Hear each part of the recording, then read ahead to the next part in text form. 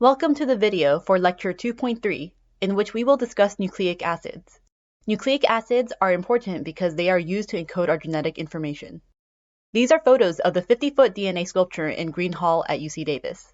As we will learn, DNA forms a double helix, and these colored shapes in the center are the bases.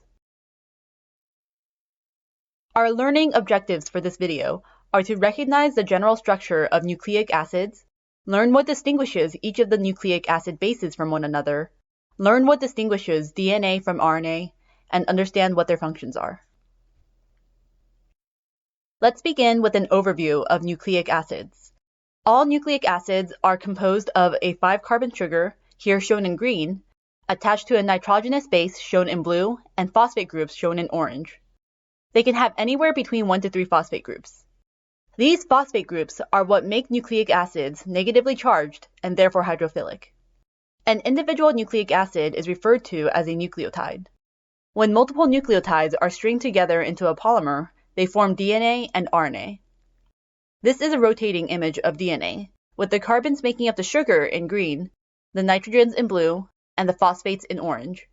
Just like with the sculpture, you can see how it is a double helix with the nitrogen bases in the center.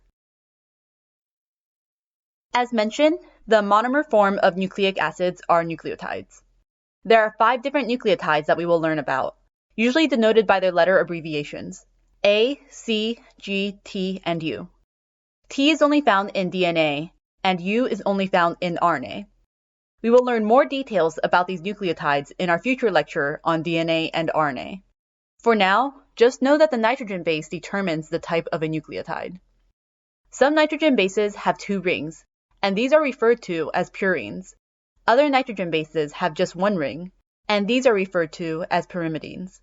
While we often think about nucleotides in the context of the DNA they make, individual nucleotides also play an important role in energy storage, such as in the form of ATP, which we will learn more about in our energy lecture.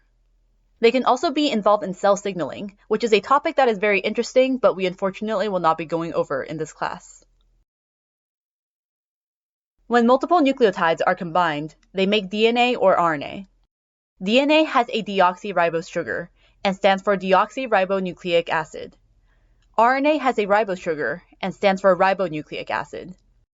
If we look at the structures, we see that they are very similar, with 1 key difference.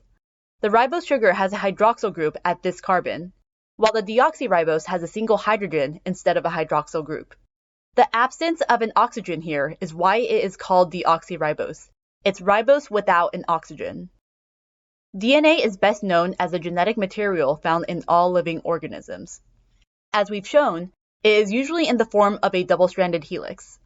RNA is also important and is often made based on the information found in DNA. It has many different functions that are related to gene expression.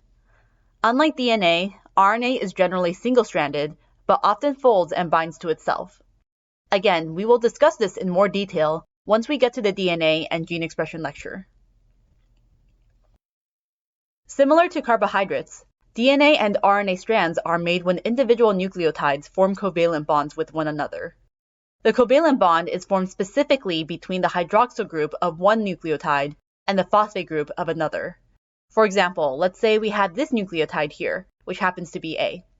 This is the hydroxyl group that is found in both DNA and RNA nucleotides. Here is another nucleotide.